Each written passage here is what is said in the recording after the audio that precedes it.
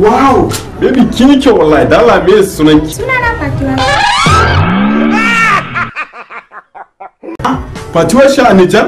Kware kuwa. Dama Nijar akwai Fatiwa sha ne? Kware kuwa. Suno ta biki aiki na wallahi a Najeriya. So ni Adam e Zango kenan. La, Adam Zango amaradi. Gashi Allah ya kama mun zo wani shooting ne wallahi.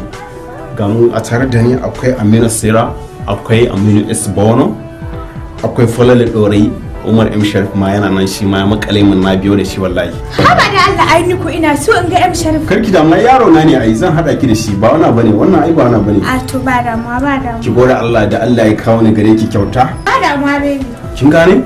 So ni Nijar kuna burge ni wallahi. Naji an ce wutan ku yana 24 hours. Mun kin ga Najeriya ne fa yana mana wahala. Kin san me ne ba? Wuta kenan.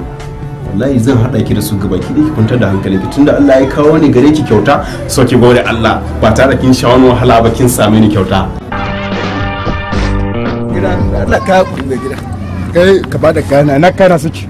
Na ba wani abokina da suke fati na bashi aro mai gida kai hakuri na ausu ba kanka. Kai yanzu ina busa ina ga wahala ka zo kuma ka bada aran kana din kare na ni. Kai hakuri mai gida.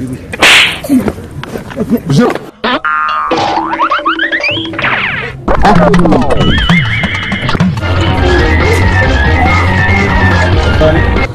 Kuma ba wannan kaya. A kin ga baby an fara shooting wallahi. Shuta ba uwa. A tare ta bar umarni mari ne? Murmur.